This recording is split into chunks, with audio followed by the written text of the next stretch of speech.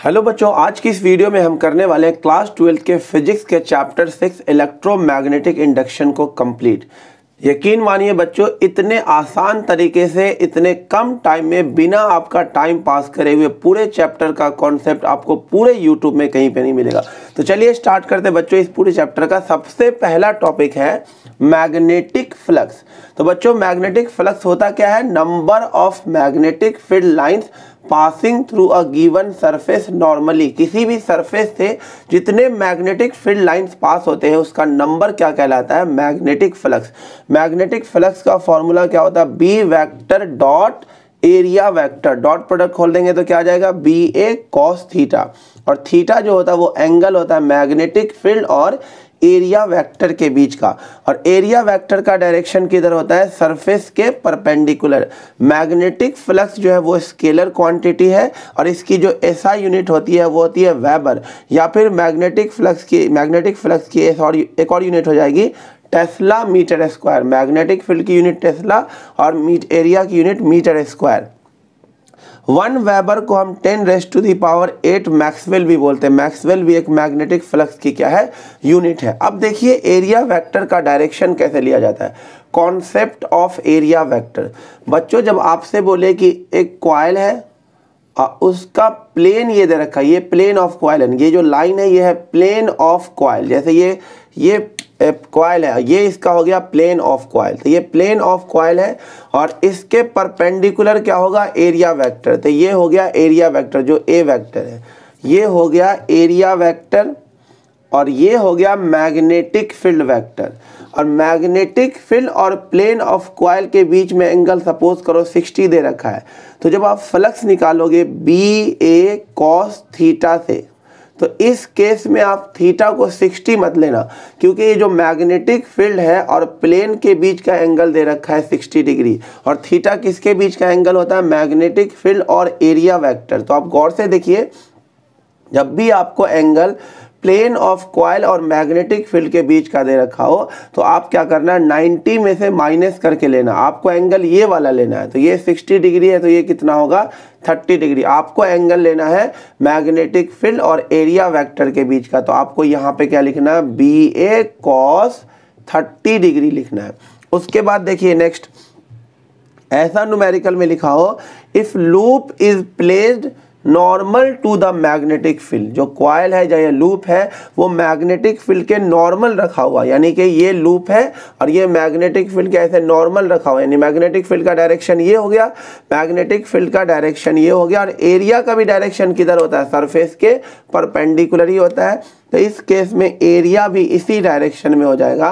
तो इस वाले केस में जब भी बोले loop is placed normal to magnetic field, तो ऐसे केस में आपको थीटा क्या लेना है? 0 डिग्री।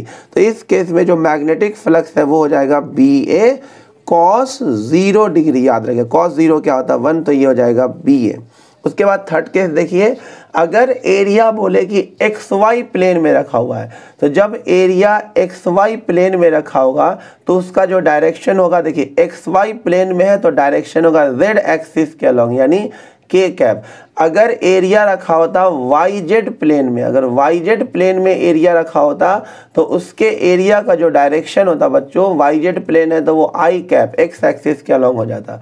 अगर एरिया रखा होता एक्स जेड प्लेन में, अगर एरिया एक्स जेड प्लेन में रखा होता तो उसके एरिया का डायरेक्शन हो जाता वाई एक्सिस के अलॉन्ग, यानी कि जे कैप के अलॉन्ग। जैसे इस केस में एक्स वाई प्लेन में रखा हुआ है तो एरिया का डायरेक्शन होगा जेड एक्सिस के अलॉन्ग, और ये स्क्वायर है, इसका साइड ए है तो एरिया कितना हो जाएगा?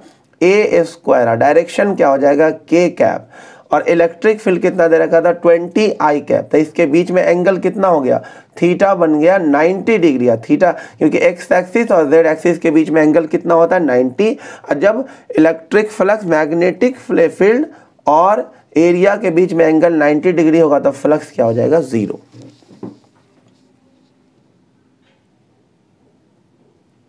अब देखिए बच्चों, नेक्स्ट कॉन्सेप्ट है इलेक्ट्रोमैग्नेटिक इंडक्शन, जो ये चैप्टर का नाम है।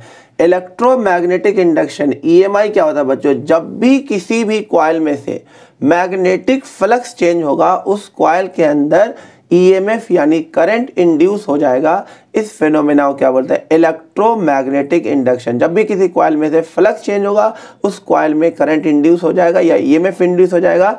इस फिनोमेना को बोलते हैं इलेक्ट्रोमैग्नेटिक इंडक्शन। नेक्स्ट आता है फैराडे लॉ ऑफ ईएमआई। तो फर्स्ट लॉ तो यही है ईएमआई की, जब भी किसी कॉइल में से फ्लक्स चेंज होगा उस कॉइल में करंट या ईएमएफ इंड्यूस्ड हो जाएगा। सेकेंड वाला लॉ काफ़ी इंपॉर्टेंट है, rate of change of magnetic flux is directly proportional to induce EMF. यानी उस कॉइल में से, जैसे ये कोई कॉइल है, इसमें से जितना जल्दी मैग्नेटिक फ्लक्स चेंज होगा इस कॉइल में उतना ही ज़्यादा करंट या ईएमएफ इंड्यूस होगा।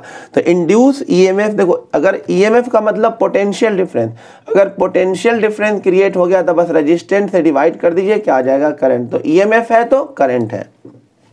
तो जितना जल्दी मैग्नेटिक फ्लक्स चेंज होगा ईएमएफ भी उतना ही ज़्यादा इंड्यूस होगा। यानी ई किसके इक्वल हो जाएगा? Minus of d phi by d t. जब सिर्फ मैग्नीट्यूड निकालेंगे तो इस माइनस को हटा देंगे, सिर्फ क्या लिखेंगे? D phi by d t. ये माइनस साइन लेंज लॉ को डिनोट करता है। इसको हम अगले टॉपिक में एक्सप्लेन करेंगे। देखिए इस चैप्टर का काफ़ी इंपॉर्टेंट टॉपिक है लेंज लॉ। लेंज लॉ क्या बोलता है, इसको एग्जाम्पल से समझाऊंगा अच्छे से, कि जब किसी कॉइल में से फ्लक्स चेंज होता है तो उसके अंदर करंट इंड्यूस हो जाता है और उस करंट का जो डायरेक्शन होता है वो इस तरह से होता है कि वो चेंजिंग फ्लक्स का क्या करता है? अपोज करता है। The current induced in circuit always flow in such a direction that it opposes the change in magnetic flux। इसको और अच्छे समझाने के लिए 2-3 एग्जाम्पल ले लेता हूँ। जैसे ये एक वायर है, करंट कैरिंग वायर, इसमें करंट क्या हो रहा है? ये इंक्रीज हो रहा है और आपसे पूछा गया है कि इस कॉइल में जो है वो इंड्यूस करंट का डायरेक्शन क्या होगा। तो सबसे पहले देखिए करंट के इंक्रीज होने से मैग्नेटिक फील्ड इंक्रीज होगा और मैग्नेटिक फील्ड इंक्रीज होने से फ्लक्स का फॉर्मूला क्या होता है? B A cos theta. तो बी भी इंक्रीज होगा, यानी कि बी इंक्रीज होगा तो फ्लक्स इंक्रीज होगा, यानी फ्लक्स चेंज होगा। अब फ्लक्स अगर चेंज होगा तो इसके अंदर करंट इंड्यूस होगा। अब ये डायरेक्शन किधर होगा वो बताता है लेंज लॉ।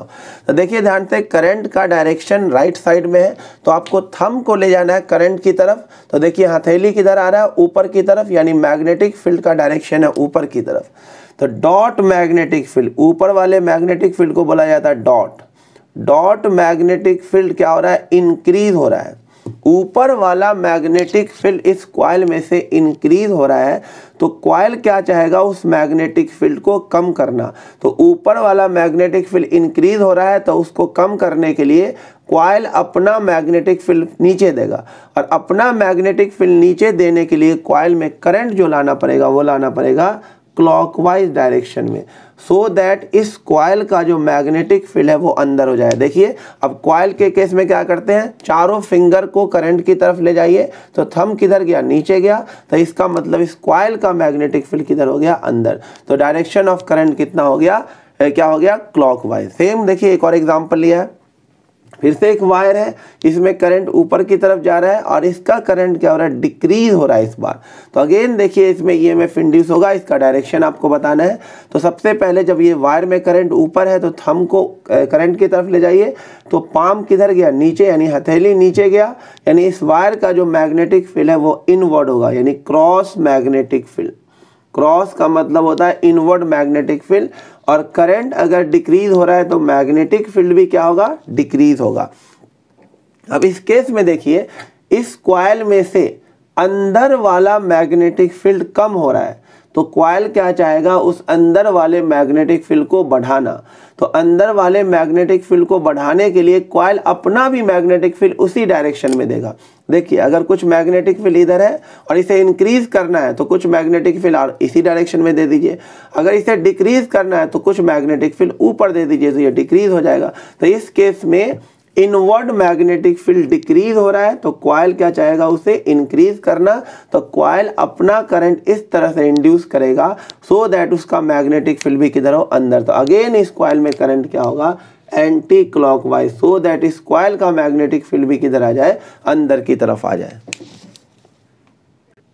देखिए बच्चों, लेंज लॉ से ऐसा भी क्वेश्चन आता है कि आपसे बोलेगा कि एक कॉइल है, इसमें दो प्लेट लगा हुआ ए और बी, और इस मैग्नेट को कॉइल की तरफ ले जा रहे हैं, तो प्लेट ए और बी की पोलैरिटी बताइए। तो याद रखना, जब इसके पास नॉर्थ जा रहा होगा तो अपोज करने के लिए कॉइल अपना फेस भी नॉर्थ में अपोज कब होगा, इस नॉर्थ पोल का अपोज कब होगा, जब कॉइल का फेस भी क्या हो जाए, नॉर्थ बन जाए। तो जब ये नॉर्थ इसके पास जाएगा तो कॉइल का ये जो फेस है, सामने वाला फेस, ये भी नॉर्थ की तरह बिहेव करने लगेगा, नॉर्थ पोल। यानी कि नॉर्थ पोल का मतलब होता है एंटी क्लॉकवाइज करंट, यानी करंट का डायरेक्शन हो जाएगा इस तरफ। जब आप यहाँ से देख रहे होंगे, इस तरफ से आप देख रहे होंगे, तो करंट का डायरेक्शन हो जाएगा, ये करंट का डायरेक्शन हो जाएगा एंटी क्लॉकवाइज। तो एंटी क्लॉकवाइज अगर करंट का डायरेक्शन होगा तो ये वाला हायर पोटेंशियल हो जाएगा और ये वाला लोअर पोटेंशियल। तो ए की पोलैरिटी हो जाएगी प्लस और बी की पोलैरिटी क्या हो जाएगी, माइनस हो जाएगी। जब आप यहाँ से देखेंगे, इस तरह को आप याद रखना है कि आप देख कहाँ से रहे हैं, इस तरफ से, मैग्नेट की तरफ से देख रहे हैं। सेम इस क्वेश्चन में जब नॉर्थ को दूर लिया जाएगा, दूर ले जाएंगे तो इसका अपोज कैसे करेगा कॉइल, यहाँ पे तो खींच करके। तो ये अब नॉर्थ दूर जा रहा है तो यहाँ पे बन जाएगा साउथ, नॉर्थ पास आएगा तो नॉर्थ बन जाएगा, नॉर्थ दूर जाएगा तो यहाँ पे अपोज कैसे होगा, साउथ बन जाएगा। साउथ पोल का मतलब होता है क्लॉकवाइज करंट। देखिए करंट का डायरेक्शन क्या हो जाएगा, इस बार क्लॉकवाइज हो जाएगा, करंट का डायरेक्शन क्लॉकवाइज। करंट का डायरेक्शन क्लॉकवाइज यानी करंट इधर से निकल के इसमें आ रहा है, तो ये हायर पोटेंशियल है, इसके अंदर आ रहा है तो ये लोअर पोटेंशियल। तो इस बार ए की पोलैरिटी माइनस और बी की पोलैरिटी क्या हो जाएगी, पॉजिटिव। देखिए बच्चों, नेक्स्ट टॉपिक काफ़ी इंपॉर्टेंट है, ये इसमें से 1 नंबर के भी क्वेश्चन आ जाते हैं और 2 नंबर से भी। तो 1 नंबर में क्वेश्चन क्या आ जाएगा, आपसे पूछेगा कि लेंज लॉ में क्या कंजर्व रहता है। तो याद रखिएगा, लेंज लॉ में एनर्जी रिमेन कंजर्व। ये 1 नंबर का क्वेश्चन है कि लेंज लॉ में एनर्जी क्या रहता है, कंजर्व। और इसी को कभी कभी 2 नंबर में आपसे जस्टिफाई करने को बोलेगा कि बताइए किस तरह से लेंज लॉ में एनर्जी लॉ ऑफ कंजर्वेशन का वायलेशन नहीं होता है, आप एक्सप्लेन कीजिए कि लेंज लॉ में एनर्जी कैसे कंजर्व रहता है। तो देखिए बच्चों, जब आप इसके पास नॉर्थ ले जा रहे थे इस कॉइल के पास, तो नॉर्थ जैसे इसके पास ले जाएंगे तो ये कॉइल का फेस भी क्या हो जाएगा, नॉर्थ। अब नॉर्थ में क्या होगा, रिपल्शन, बट फिर भी आपको इस मैग्नेट को कॉइल की तरफ ले जाना है, तो नॉर्थ में रिपल्शन की वजह से रिपल्सिव फोर्स लगेगा। बट आप मैग्नेट के जो नॉर्थ में रिपल्शन हो रहा है, उस रिपल्सिव फोर्स के अगेंस्ट वर्क कर रहे हो। इसको मूव करने में यानी कॉइल के अंदर तक ले जाने में आपको वर्क करना पड़ रहा है। ये वर्क जो है, ये वर्क किस में कन्वर्ट हो जाता है, इलेक्ट्रिकल एनर्जी में। यानी इलेक्ट्रिकल एनर्जी पाने के लिए मैग्नेट को मूव कराने में वर्क करना पड़ता है। तो यहाँ पे हम वर्क करते हैं तो हमें इलेक्ट्रिकल एनर्जी मिलता है, इसलिए एनर्जी क्या रहता है, कंजर्व। और यहाँ पे जो मैकेनिकल वर्क है वो किस में कन्वर्ट हो जाता है, इलेक्ट्रिकल एनर्जी में। वही चीज लिखा हुआ है, द इलेक्ट्रिकल एनर्जी यानी current produce in coil is at the expense of work done in moving magnet towards the coil against the magnetic repulsive force. Magnetic repulsive force के अगेंस्ट जो आप वर्क कर रहे हो, वो वर्क कन्वर्ट होता है इसके अंदर इलेक्ट्रिकल एनर्जी में। तो यहाँ पर एनर्जी इसलिए कंजर्व रहता है। अब देखिए बच्चों, next different method of production of induce EMF. किसी कॉइल में ईएमएफ किस किस मेथड से इंड्यूस हो सकता है। देखो बच्चों, फ्लक्स का फॉर्मूला होता है BA cos थीटा। जब भी फ्लक्स चेंज होगा ईएमएफ इंड्यूस होगा, और अगर फ्लक्स कांस्टेंट है तो ईएमएफ क्या होगा, 0। तो फ्लक्स कैसे कैसे चेंज हो सकता है, B को चेंज कर देंगे, flux change, EMF induce. Area को चेंज कर दिया जाएगा, फ्लक्स चेंज होगा, फ्लक्स चेंज होगा तो ईएमएफ इंड्यूस हो जाएगा। या एंगल को चेंज कर दिया जाएगा तो फ्लक्स चेंज होगा, फ्लक्स चेंज होगा तो ईएमएफ इंड्यूस होगा। तो इस 3 तरीके से फ्लक्स चेंज किया जा सकता है और इस 3 तरीके से ईएमएफ इंड्यूस किया जा सकता है। तो पहला है बाय चेंजिंग एरिया अलोन। जब एरिया को चेंज किया जाएगा तो ईएमएफ इंड्यूस कैसे होगा, देखिए E is equal to minus d∅/dt, phi की जगह लिख दिया BA cos थीटा। यहाँ पे एरिया चेंज हो रहा है तो B और cos थीटा कांस्टेंट हो जाएगा, ये बाहर आ जाएगा डिफरेंशिएशन से, तो ये हो जाएगा माइनस B cos थीटा, ये कांस्टेंट बाहर, और अंदर क्या बचेगा DA/dt। dt, ये हो गया rate of change of area with respect to time. उसी तरीके से सेकंड मेथड क्या हो सकता है, by changing magnetic field alone, magnetic field को चेंज करके फ्लक्स चेंज कराया जा सकता है, और फ्लक्स चेंज होगा तो ईएमएफ इंड्यूस होगा। तो अगेन फाई की जगह लिख दिया BA cos थीटा, इस बार क्या है B चेंज हो रहा है तो A cos थीटा कांस्टेंट ये बाहर आ जाएगा, minus A cos theta constant बाहर, अंदर क्या बचेगा dB बाई dt, ये dB बाई dt क्या होगा, rate of change of magnetic field. उसके बाद तीसरा मेथड हो सकता है बाई चेंजिंग थीटा अलोन, हमें पता होना चाहिए जो ओमेगा होता है वो थीटा बाई टी के इक्वल होता है, तो थीटा किसके इक्वल हो जाएगा, ओमेगा इंटू टी। तो again induce EMF minus of D upon D T of BA cos theta. अब हम क्या कर देंगे, इसको लिख देंगे BA cos थीटा की जगह लिख देंगे ओमेगा टी। अब क्योंकि यहाँ पे थीटा सिर्फ चेंज हो रहा था, ये B और A क्या हो जाएगा कांस्टेंट बाहर, माइनस BA ये बाहर हो जाएगा, यहाँ बचेगा d upon dt of cos omega T, और cos ओमेगा टी का डिफ्रेंशिएशन होता है minus sine omega T into में ओमेगा, तो ये माइनस माइनस प्लस हो जाएगा BA, और ये हो जाएगा साइन ओमेगा टी इंटू में ओमेगा। तो इंड्यूस ईएमएफ हो जाएगा BA omega sine omega T. और अगर मैक्सिमम ईएमएफ पूछे तो ये मैक्सिमम के लिए चीज 1 हो जाएगा, तो ये आ जाएगा BA इंटू में ओमेगा। अब देखिए बच्चों नेक्स्ट टॉपिक है मोशनल ईएमएफ। जब कोई रॉड, कोई कंडक्टर परपेंडिकुलर मैग्नेटिक फील्ड में मैग्नेटिक फील्ड लाइंस को कट करते हुए पास होता है तो उसके एंड पे ईएमएफ इंड्यूस हो जाता है, इसे बोलते हैं motional EMF. EMF induce at the end of conductor when conductor moves perpendicular to the magnetic field by cutting magnetic field line. जब कोई कंडक्टर मैग्नेटिक फील्ड लाइन को कट करते हुए आगे बढ़ता है तो उसके एंड पे ईएमएफ इंड्यूस हो जाता है, उसे बोलते हैं मोशनल ईएमएफ। इसका डेरिवेशन है छोटा सा, देख लीजिए। ये डायग्राम आपको बनाना, ये फ्रेम है और इसके अंदर ये जो PQ एक रॉड है जिसका लेंथ कितना है L, और ये V वेलोसिटी से मैग्नेटिक फील्ड लाइंस को कट करते हुए भागा जा रहा है, इस तरह से वो कट करके निकल रहा है। कुछ देर के बाद, कुछ टाइम, स्मॉल टाइम के बाद ये जो PQ रॉड है यहाँ पे आ गया P डैश Q डैश के पास आ गया, कितना डिस्टेंस चल करके, dx चल करके।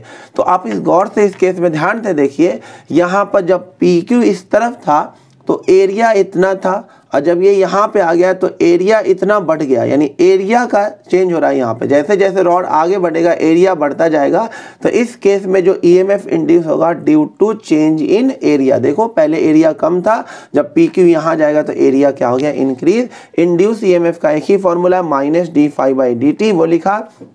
फाई की जगह लिखा BA cos थीटा, अभी बताया है जब एरिया कांस्टेंट है तो B cos थीटा बाहर, और सिर्फ एरिया चेंज होगा तो ये आ जाएगा DA बाई dt। DA का मतलब हुआ चेंज इन एरिया। तो गौर से देखिए, ये जब यहाँ था अब यहाँ आ गया था, चेंज इन एरिया यही वाला हिस्सा तो हुआ, ये वाला पार्ट हो गया चेंज इन एरिया। गौर से देखिए इसका एरिया क्या होगा, इसका लेंथ है L और ब्रेथ कितना है dx, तो एरिया क्या हो जाएगा L इंटू dx।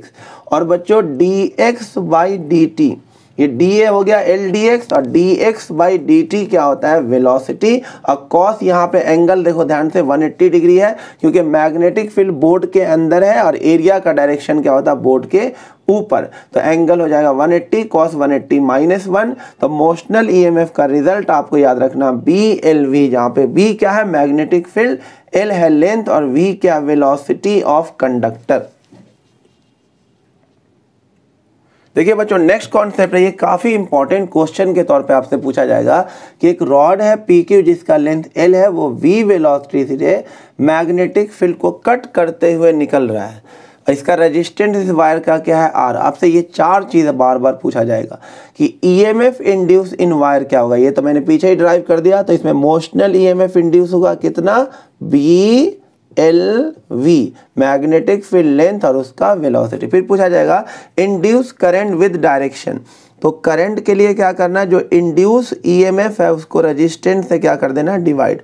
तो ये हो जाएगा BLV अपॉन में R। विद डायरेक्शन बोला है तो आपको फ्लेमिंग राइट हैंड लगाना होगा, जिसमें क्या होता है, ये होता है मोशन, ये होता है मैग्नेटिक फील्ड और ये क्या होता है, करंट। तो देखिए मोशन है इस तरफ, मैग्नेटिक फील्ड ये वाला फिंगर बोर्ड के अंदर, मैग्नेटिक फील्ड अंदर, मोशन इधर, तो सेंट्रल फिंगर कहाँ गया, ऊपर की तरफ, तो करंट का डायरेक्शन हो जाएगा ऊपर की तरफ, यानी Q से P हो जाएगा। देखिए मोशन राइट साइड में, मैग्नेटिक फील्ड अंदर, तो करंट किधर हो गया, ऊपर की तरफ, तो करंट हो जाएगा Q to P। करंट का डायरेक्शन हो जाएगा Q से P की तरफ होगा इंड्यूस करंट का direction, from Q to P, from Fleming right hand rule. उसके बाद पूछा जाएगा फोर्स ऑन वायर, वायर पे फोर्स कितना लगेगा। तो चैप्टर 4 में बताया गया है कि किसी वायर पे, करंट कैरिंग वायर पे मैग्नेटिक फील्ड में फोर्स कितना लगता है, bill sine theta, BIL sine theta. तो यहाँ पर से देखिए B और I हमने ये निकाला हुआ है, BLV अपॉन में R इंटू में L, और यहाँ पे जो थीटा होता है वो मैग्नेटिक फील्ड और करंट के बीच का होता है। तो मैग्नेटिक फील्ड बोर्ड के अंदर है, करंट ऊपर है, एंगल कितना बन जाएगा 90 साइन 91। तो फोर्स का रिजल्ट आ जाएगा B square L square V/R, ये हो गया फोर्स। फिर पूछा जाएगा पावर इन वायर, तो पावर का फॉर्मूला होता है फोर्स इनटू में वेलोसिटी। तो पावर हो जाएगा, फोर्स वो रहा B square L square V/R, into में फिर से वेलोसिटी, तो पावर हो जाएगा B स्क्वायर L स्क्वायर V स्क्वायर/R। नेक्स्ट देखिए बच्चों, ऐसे क्वेश्चन ही बार बार पूछे जाते हैं कि बोलेगा एक यूनिफॉर्म मैग्नेटिक फील्ड है, उसमें एक कॉइल है जिसका लेंथ कितना है, इसका लेंथ दे रखा होगा L, और ये V वेलोसिटी से ऐसे एंटर कर रहा है। तो जब ये इसमें एंटर करेगा तो मैग्नेटिक फ्लक्स किस तरह चेंज होगा, इसका आपको ग्राफ बनाने को बोलेगा। तो देखो बच्चों, जब ये यहाँ पे है तो अभी फ्लक्स क्या, जीरो। जैसे जैसे ये अंदर जाएगा, जैसे जैसे ये इसके अंदर जाएगा तो फ्लक्स क्या होने लगेगा, इंक्रीज। जैसे जैसे अंदर जाएगा देखो फ्लक्स क्या होगा, इंक्रीज। जैसे जैसे अंदर जाएगा फ्लक्स क्या होगा, इंक्रीज होता चला जाएगा। इसके अंदर फ्लक्स अभी जीरो फ्लक्स है, जैसे जैसे ये अंदर जाएगा इसमें फ्लक्स बढ़ता चला है। फ्लक्स मतलब number of magnetic field lines. तो स्टार्टिंग में पहले क्या होगा, फ्लक्स इंक्रीज होगा, इंक्रीज होगा। उसके बाद जब ये लूप पूरा का पूरा अंदर चला जाएगा मैग्नेटिक फील्ड के, तो मैग्नेटिक फील्ड के जब अंदर लूप चला जाएगा तो उसके बाद क्या हो जाएगा, जब ये यहाँ तक मूव कर जाएगा तो इसमें फ्लक्स क्या रहेगा, कांस्टेंट रहेगा। जब उसके अंदर रहेगा तो पहले फ्लक्स इंक्रीज होगा, जब अंदर ही अंदर मूव करेगा तो फ्लक्स कुछ देर के लिए क्या रहेगा, कांस्टेंट रहेगा। लेकिन जब फिर लूप निकलेगा तो लूप जब निकलना शुरू करेगा तो फ्लक्स फिर से क्या हो जाएगा, कम होना शुरू हो जाएगा। तो इस केस में पहले फ्लक्स क्या होगा, कुछ देर के लिए फ्लक्स इंक्रीज, फिर फ्लक्स क्या हो जाएगा, कांस्टेंट, फिर फ्लक्स क्या हो जाएगा, डिक्रीज। यहाँ फ्लक्स क्या हो गया, इंक्रीज, यहाँ फ्लक्स क्या हो गया, कांस्टेंट, और फिर फ्लक्स क्या हो जाएगा, डिक्रीज। फिर उसके कॉरस्पॉन्डिंग आपको इंड्यूस ईएमएफ बताएगा कि इसमें कितना होगा। तो इसमें फिर से मोशनल ईएमएफ लगेगा। तो इंड्यूस ईएमएफ का फॉर्मूला जो होता है वो होता है BLV, यानी हमने कहाँ से, ये माइनस ऑफ d∅/dt से निकाला था, और ये कितना आया था, BLV आया था। लेकिन जब फ्लक्स इंक्रीज होगा तो d∅/dt क्या हो जाएगा, पॉजिटिव। जब इंक्रीज होगा तो अब बाहर क्या लगा हुआ, माइनस, तो पहले केस में जो ईएमएफ होगा वो नेगेटिव होगा, क्योंकि ये पॉजिटिव है, बाहर क्या है, नेगेटिव। और ये BLV कांस्टेंट होगा, B भी कांस्टेंट, वेलोसिटी भी कांस्टेंट और लेंथ भी कांस्टेंट। तो ये माइनस का BLV होगा और वो भी कांस्टेंट। तो यहाँ पे है माइनस का BLV और वो भी कांस्टेंट। तो इंड्यूस ईएमएफ ये कांस्टेंट होगा पहले केस में, इतना। उसके बाद फ्लक्स कांस्टेंट है तो यहाँ पे ईएमएफ क्या हो जाएगा, जीरो, क्योंकि जब फ्लक्स कांस्टेंट होता है तो ईएमएफ क्या होता है, जीरो। उसके बाद फ्लक्स क्या हो रहा है, डिक्रीज। तो जब फ्लक्स डिक्रीज होगा तो d∅/dt क्या हो जाएगा, नेगेटिव। तो ये नेगेटिव नेगेटिव क्या हो जाएगा, पॉजिटिव। तो थर्ड केस में क्या होगा, ईएमएफ इंड्यूस होगा BLV, वो भी प्लस का। तो ये हो जाएगा BLV, वो भी प्लस का, वो भी कांस्टेंट। ये रहा प्लस का BLV। तो ऐसे क्वेश्चन भी पूछे जाएंगे।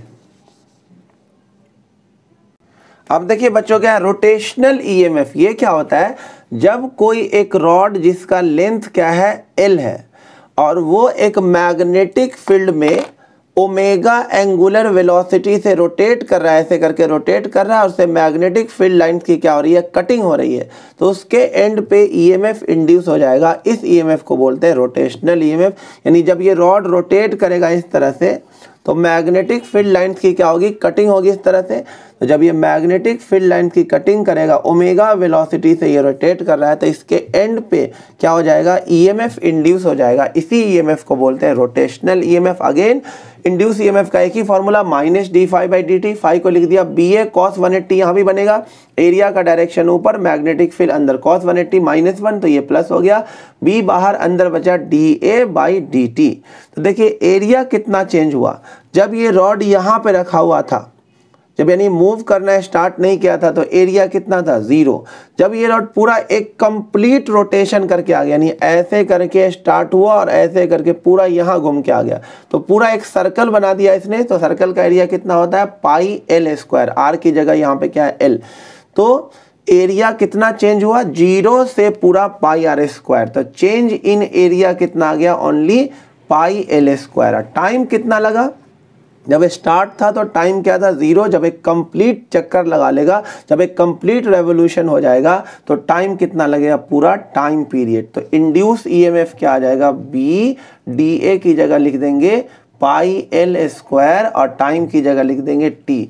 और टी किसके इक्वल होता है, ओमेगा होता है 2 पाई बाई टाइम पीरियड। तो टाइम पीरियड किसके इक्वल हो जाएगा, यहाँ से टाइम पीरियड हो जाएगा 2 पाई बाई ओमेगा, पाई से पाई कट जाएगा, इंड्यूस ईएमएफ आ जाएगा half B L square omega. ये आ गया रोटेशनल ईएमएफ। जब एक रॉड जिसका लेंथ एल है ओमेगा एंगुलर वेलोसिटी से मैग्नेटिक फील्ड में रोटेट करेगा तो उसमें ईएमएफ कितना इंड्यूस होगा, half B L square omega. याद रखना ओमेगा, आपको ओमेगा की यूनिट होती है रेडियन पर सेकेंड, बट न्यूमेरिकल में आपको हमेशा दे रखा होगा आरपीएम में। जैसे आपको 120 आरपीएम लिखा हो, 120 रेवोल्यूशन पर मिनट, बट उसे बदलना होगा रेडियन पर सेकेंड में। तो इसको आपको कुछ नहीं करना है, 2 पाई बाई 60 का जैसे ही मल्टीप्लाई कर देंगे तो ये बदल जाएगा रेडियन पर सेकेंड में। तो ओमेगा जब आरपीएम में दे रखा हो तो उसे रेडियन पर सेकेंड में बदलने के लिए आपको 2 पाई बाई 60 का क्या कर देना है, मल्टीप्लाई कर देना है। अब देखिए बच्चों नेक्स्ट टॉपिक है सेल्फ इंडक्शन और coefficient of self inductance L. तो सेल्फ इंडक्शन क्या होता है, जब किसी कॉइल में से सोर्स करंट चेंज होता है, इंक्रीज हो या डिक्रीज हो, वो कॉइल अपने अंदर एक और करंट इंड्यूस कर लेता है। इस फेनोमेना को बोलते हैं सेल्फ इंडक्शन। तो देखिए जैसे ये सोर्स करंट इंक्रीज हो रहा है तो इस कॉइल में एक और करंट इंड्यूस हो जाएगा इसके अपोजिट डायरेक्शन में। इस फेनोमेना को क्या बोला जाता है, सेल्फ इंडक्शन। तो ये जो मैग्नेटिक फ्लक्स होगा इस कॉइल से वो करंट के क्या होगा, डायरेक्टली प्रोपोर्शनल। जितना ज़्यादा करंट उतना ज़्यादा मैग्नेटिक फील्ड, और जितना ज़्यादा मैग्नेटिक फील्ड उतना ज़्यादा फ्लक्स। प्रोपोर्शनलिटी का साइन हटेगा तो एक कांस्टेंट आ जाएगा एल। तो फाई इज इक्वल टू क्या हो जाएगा, एल आई। इसी एल को बोला जाता है कोफिशिएंट ऑफ सेल्फ इंडक्शन या फिर सेल्फ इंडक्टेंस। जब करंट को 1 एम्पियर रख दिया जाएगा तो L किसके इक्वल हो जाएगा, फाई के। तो अब आप L को डिफाइन कर सकते हो। देखिए L is defined as flux passing through the coil when current in coil is 1 ampere. यानी कि जब किसी कॉइल में से 1 एम्पियर का करंट पास होगा उसकी वजह से जितना फ्लक्स उसमें से पास होगा कॉइल में, उसी फ्लक्स के नंबर को हम क्या बोलेंगे, कोफिशिएंट ऑफ सेल्फ इंडक्शन या फिर सेल्फ इंडक्टेंस। ऑल्सो एल को एक और तरीके से डिफाइन कर सकते हैं। इंड्यूस ईएमएफ किसके इक्वल होता है, d phi by d t. Phi को हम लिख देंगे यहाँ से एल आई, एल कॉन्स्टेंट है बाहर आ जाएगा, ये हो जाएगा D I by d T. D I by d t को बोलते हैं rate of change of current. तो जब d I by d T 1 ampere per second हो जाएगा तो एल किसके इक्वल आ गया, इंड्यूस ईएमएफ के। तो आप इसको एल को एक और तरीके से डिफाइन कर सकते हो कि L is defined as induced EMF in coil when rate of change of current is 1 ampere per second. तो ये था सेल्फ इंडक्शन और कोफिशिएंट ऑफ सेल्फ इंडक्शन या फिर सेल्फ इंडक्टेंस। सेल्फ इंडक्टेंस की जो यूनिट होती है वो होती है हेनरी। नेक्स्ट कॉन्सेप्ट देखिए बच्चों, एक इंडक्टर या फिर से सोलेनॉइड बोल सकते हैं जिसका लेंथ L है, करंट I है और N क्या है, नंबर ऑफ टर्न्स पर यूनिट लेंथ।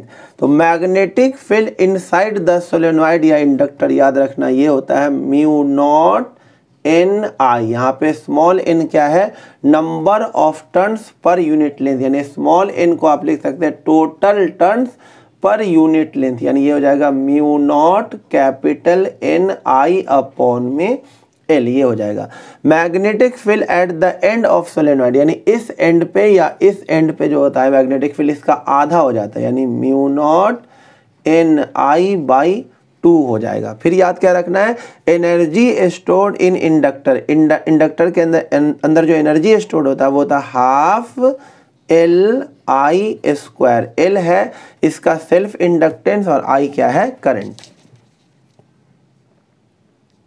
देखिए बच्चों, अब नेक्स्ट टॉपिक है, हमें 3 ग्राफ ड्रॉ करना है। पहला ग्राफ है फ्लक्स और करंट के बीच में ग्राफ ड्रॉ करना है। तो अभी अभी हमने देखा flux phi is equal to क्या था, LI। तो करंट और फ्लक्स में डायरेक्टली रिलेशन है, तो इसका ग्राफ कैसा हो जाएगा, straight line passing through origin, और ये हो जाएगा स्लोप। तो इस ग्राफ का जो स्लोप होगा, इस ग्राफ का स्लोप हो जाएगा सेल्फ इंडक्टेंस। तो ऐसा क्वेश्चन कभी कभी आ जाता है कि ये फ्लक्स और टाइम के बीच में, फ्लक्स और करंट के बीच में ग्राफ दिया होगा और आपसे पूछेगा किसका सेल्फ इंडक्टेंस ज़्यादा है। तो हमने देखा हुआ है कि flux phi is equal to LI में स्लोप क्या है, L। यहाँ पे स्लोप L के इक्वल है, तो देखिए A वाले का स्लोपिंग क्या है, ज़्यादा, और B वाले का स्लोपिंग क्या है, कम। तो इसलिए सेल्फ इंडक्टेंस ऑफ A क्या होगा, greater than self inductance of B। दूसरा ग्राफ ड्रॉ करना है इंड्यूस EMF और rate of change of current DI/dt। तो ये भी हमने देखा कि इंड्यूस EMF किसके इक्वल था, L इंटू में DI/dt। अगेन गौर से देखिए, इंड्यूस EMF और DI/dt इन दोनों में भी डायरेक्टली रिलेशन है, तो इसका भी ग्राफ ऐसा ही बनेगा। और इसका भी स्लोप गौर से देखिए वो किसके इक्वल है, सेल्फ इंडक्टेंस के ही इक्वल है। और तीसरा ग्राफ हमारे पास है एनर्जी स्टोर्ड इन इंडक्टर और करंट के बीच में ग्राफ। अभी देखा एनर्जी स्टोर्ड का फॉर्मूला था हाफ LI स्क्वायर। तो अब इसमें देखिए, यहाँ पे करंट के डायरेक्टली प्रोपोर्शनल, यहाँ DI/dt के डायरेक्टली प्रोपोर्शनल, बट यहाँ पे एनर्जी I स्क्वायर के प्रोपोर्शनल है। यानी करंट के बढ़ने से एनर्जी बढ़ेगा तो, लेकिन बहुत तेजी से, I स्क्वायर का प्रोपोर्शनल, यानी करंट जो होगा अगर बढ़ेगा तो एनर्जी बहुत तेजी से इंक्रीज होगा। तो ग्राफ इसका ऐसा हो जाएगा। अब नेक्स्ट देखिए बच्चों, है self inductance of a long solenoid. ये एक सोलेनॉइड है जिसमें करंट, इंडक्टर भी बोल सकते हैं सोलेनॉइड को, करंट I है, लेंथ L है, और इसके पीछे मैंने बता दिया मैग्नेटिक फील्ड कितना होता है inside the solenoid, mu naught NI, और स्मॉल n को क्या लिखा जाता है, कैपिटल N/L। तो सोलेनॉइड के अंदर मैग्नेटिक फील्ड कितना होता है, mu naught capital NI/L। Capital N क्या है, टोटल टर्न्स इन इंडक्टर या फिर सोलेनॉइड। अब हमें इसका सेल्फ इंडक्टेंस निकालना है। तो phi is equal to LI। Phi का फॉर्मूला होता है NBA cos थीटा, एक टर्न के लिए होता है BA cos थीटा। अब बहुत सारा टर्न्स होता है तो मैग्नेटिक फील्ड होता है NBA cos थीटा। तो N की जगह N और B की जगह ये लिख दिया, यहाँ B की जगह आपने ये ऊपर डाल दिया, इनटू में A, और एंगल कितना हो जाएगा यहाँ पे 0 डिग्री, क्योंकि देखिए करंट इधर है तो मैग्नेटिक फील्ड इधर होगा, मैग्नेटिक फील्ड इधर, और एरिया भी तो इसी तरह से है। तो ये लूप जो ऐसा बना हुआ है इस तरह से, तो एरिया का भी डायरेक्शन तो सरफेस के परपेंडिकुलर ही होगा। तो एरिया और मैग्नेटिक फील्ड में एंगल कितना बन रहा है, 0। तो ये हो जाएगा cos 0 is equal to LI cos 0 हो गया 1। अब ये क्या हो जाएगा, mu naught N square, I से I कट गया, तो L की वैल्यू क्या आ गई, mu naught N square A/L। तो ये रिजल्ट आपको याद रखना है, ये self inductance of long solenoid mu naught N square A/L। Mu naught क्या है, magnetic permeability of free space, ये एयर में है। अगर सोलेनॉइड के अंदर एयर की जगह कोई मटेरियल डाल दिया, जैसे एक सॉफ्ट आयरन डाल दिया जाए, तो उस केस में क्या हो जाएगा, self inductance in any medium, ये म्यू नॉट की जगह क्या हो जाएगा, mu medium N square A/L। Mu M क्या है, magnetic permeability of that medium, इसको और इसको जब डिवाइड कर देंगे तो self inductance in medium upon self inductance in air, जब इसको इससे डिवाइड करेंगे तो ये पार्ट पूरा कट जाएगा, क्या बचेगा म्यू एम अपॉन में म्यू नॉट। अब mu M upon mu naught को ही बोला जाता है रिलेटिव मैग्नेटिक परमिएबिलिटी।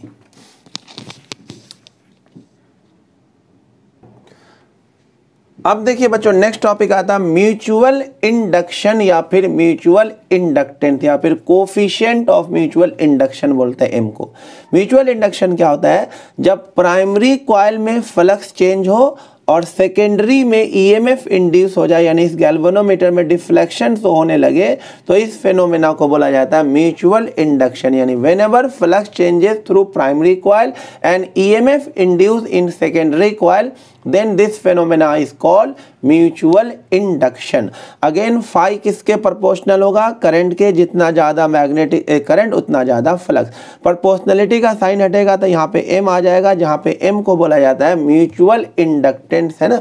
यहाँ पे आई को जब 1 रख देंगे, when I is equal to 1 ampere, तो एम किसके इक्वल हो जाएगा, फाई के, यानी कि म्यूचुअल इंडक्टेंस जो है या फिर coefficient of mutual induction phi के इक्वल हो जाए। तो इसे कैसे डिफाइन करेंगे, M is defined as flux passing through secondary coil. ध्यान से रखिए, यानी जब प्राइमरी कॉइल में 1 एम्पियर का करंट पास हो और सेकेंडरी कॉइल में उसकी वजह से जितना फ्लक्स पास होगा उसी फ्लक्स को हम क्या बोलेंगे, mutual inductance. M is defined as flux passing through secondary coil when current in primary coil is 1 ampere। इसको एक और तरीके से डिफाइन कर सकते हैं, इंड्यूस ईएमएफ होता है d phi by d t, phi को लिख दीजिए एम आई, एम बाहर d I by d t. जब d I by d t को 1 एम्पियर पर सेकेंड रखेंगे तो इंड्यूस ईएमएफ किसके इक्वल हो जाएगा, म्यूचुअल इंडक्टेंस के। तो अगेन एम को डिफाइन कर सकते हैं, M is defined as EMF induced in secondary coil when rate of change of current in primary coil is 1 ampere per second। यानी जब प्राइमरी कॉइल में 1 एम्पियर पर सेकेंड के रेट से current change होगा तो उसकी वजह से सेकेंडरी में जो EMF इंड्यूस होगा उसी EMF को हम क्या बोलेंगे, म्यूचुअल इंडक्टेंस। इसकी भी यूनिट क्या होगी, हेनरी। अब देखिए बच्चों इस चैप्टर का लास्ट टॉपिक है mutual inductance of 2 coaxial coil. एक कॉइल के अंदर दूसरा कॉइल। देखिए ऊपर वाले कॉइल का नाम रखा गया फर्स्ट कॉइल और अंदर वाले कॉइल का नाम रखा गया सेकेंड कॉइल। ऊपर वाले यानी फर्स्ट कॉइल में करंट है I1 और आपको निकालना है mutual inductance of second coil. हमें निकालना है M21 यानी mutual inductance of second coil यानी inner coil with respect to first coil. तो देखो बच्चों फ्लक्स किसके प्रोपोर्शनल होता है, करंट के। तो फ्लक्स थ्रू सेकेंड कॉइल क्या होगा, करंट इन फर्स्ट कॉइल के प्रोपोर्शनल, क्योंकि करंट इसी में है तो I1 के प्रोपोर्शनल होगा। तो φ2 किसके इक्वल हो जाएगा, प्रोपोर्शनलिटी का साइन हटेगा तो कांस्टेंट आ जाएगा mutual inductance of second with respect to first. तो M21 आ जाएगा φ2 बाई I1। हमें यही चीज निकालना है। अब देखिए फाई किसके इक्वल होता है, NBA cos थीटा। अब हमें निकालना क्या, φ2। तो जब हम φ2 निकालेंगे तो N की जगह लिखेंगे N2 और A की जगह लिखेंगे A2, बट B की जगह लिखेंगे B1। B1 इसलिए लिखेंगे कि जिसमें करंट है उसी का तो मैग्नेटिक फील्ड होगा।